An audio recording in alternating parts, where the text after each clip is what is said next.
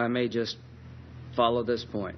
So our national defense, in terms of stopping ISIL from killing thousands or millions of Americans if they get the capability, really comes down to whether or not we can convince the Arab world to go in there and defeat these guys? It really comes down to building a coalition so that what the Arab Muslim world sees is them rejecting ISIS, not They us already defeating reject them. ISIL. Do you know any major Arab ally that embraces ISIL?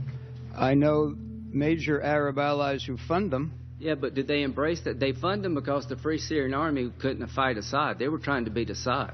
I think they realized the folly of their ways. Let's don't taint the Mideast unfairly.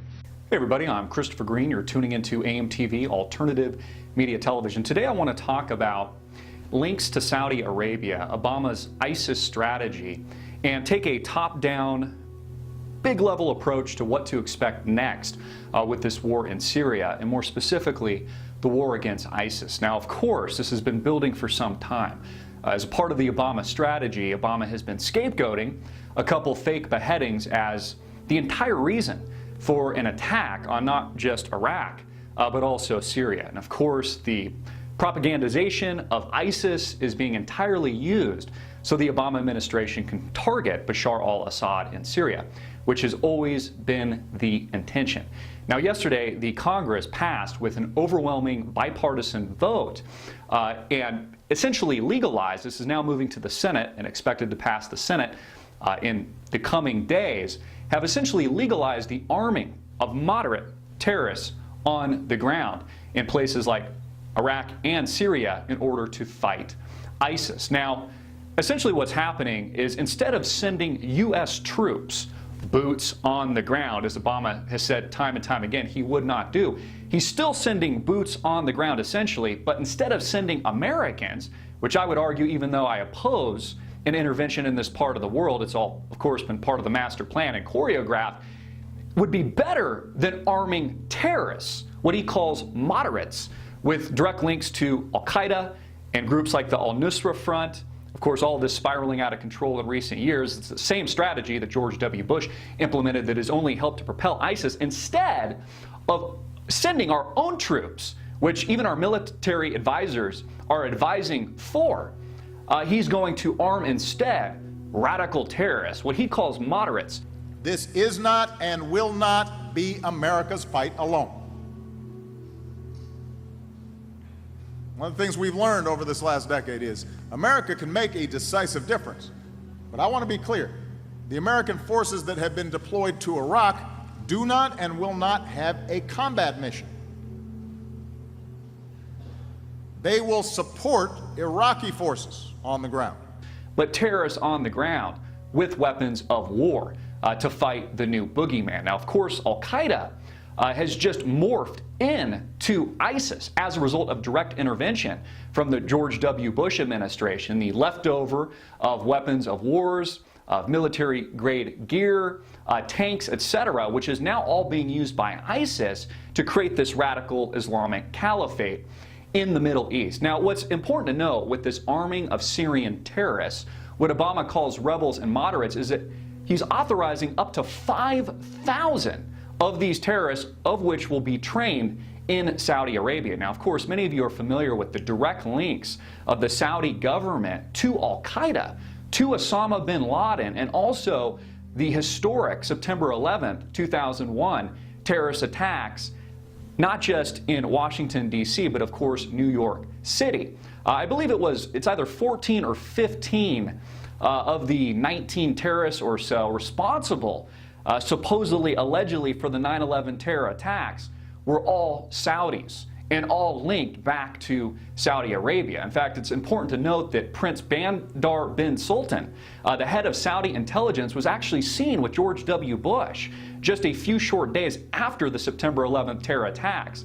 And elites that were located, Saudi elites located in the United States, were allowed to travel freely back to Saudi Arabia post that cover-up, post that event. In fact, several pages, some 25 pages, odd pages or so, of the redacted official quote-unquote 9/11 investigation. That missing part, many have surmised, has direct links again to Saudi Arabia. Saudi Arabia with direct links and funding links to Al-Qaeda and groups like ISIS. And again, this isn't speculation. This has been confirmed by several independent sources over the years.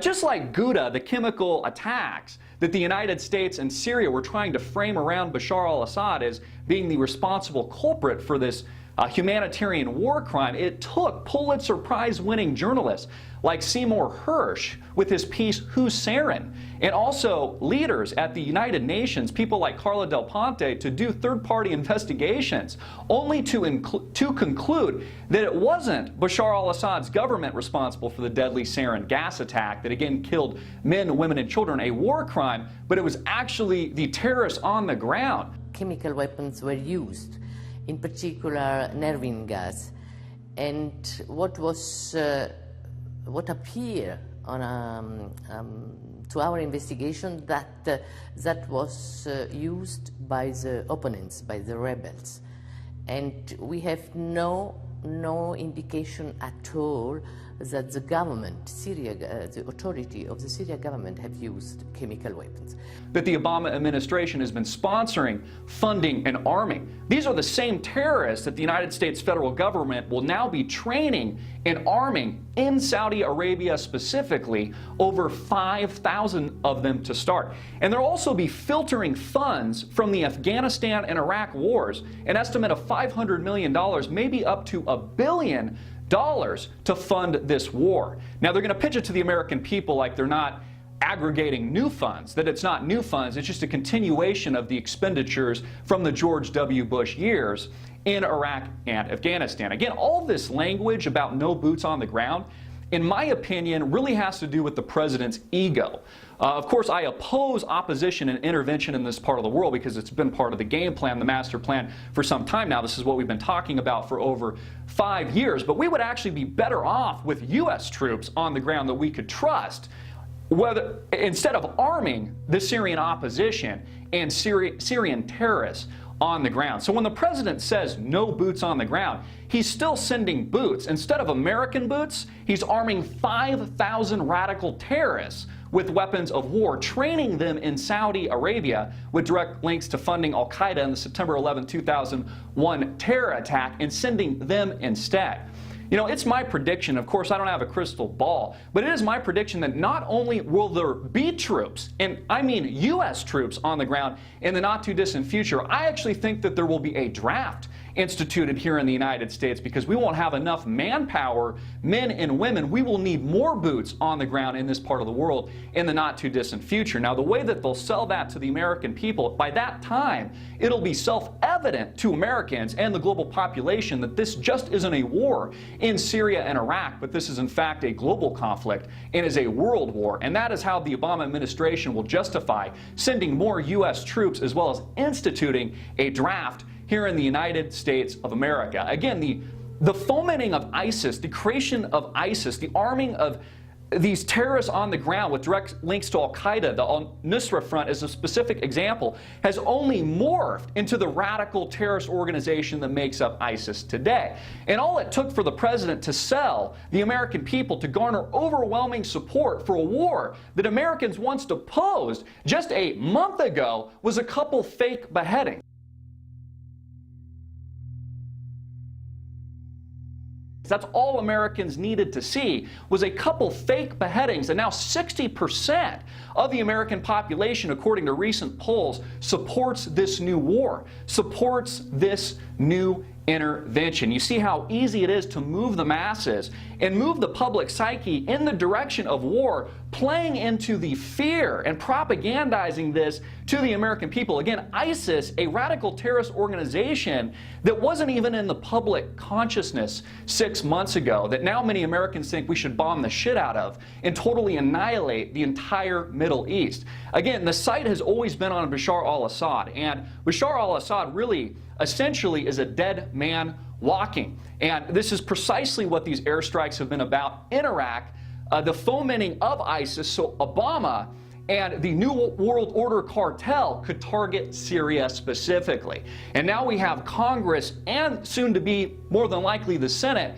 approving not just the arming of up to 5,000 terrorists on the ground, but also U.S. airstrikes in both Iraq and Syria. And folks, this is the world war. This is the world engagement. I also wanted to note that with the Ebola scare, the president is also sending up to 3,000 U.S. troops to parts of sub-Saharan Africa and establishing command centers in this part of the world. Also note that Libya, we've been at war with, the president bypassed Congress again not too long ago and ousted Muammar Gaddafi with his implicit and indirect murder. Now, I can't help but question that in addition to the 5,000 Syrian rebels on the ground that Obama will be arming to fight Bashar al-Assad, his government, what they call and are scamming basically the American people as ISIS, when really the target is Bashar al-Assad's head, I can't help but think that they're also establishing command centers through the smokescreen that makes up the Ebola outbreak in Africa and parts of this world. Again, all of this connected, all of this linked to Russia, all of this linked to China and the New World War, with the ultimate end goal. When the United States is finished with Iraq and Syria, the next target is Iran. I'm Christopher Green. Get this out everywhere, make it viral, hard-hitting it in your face, and click the link below to support our sponsor.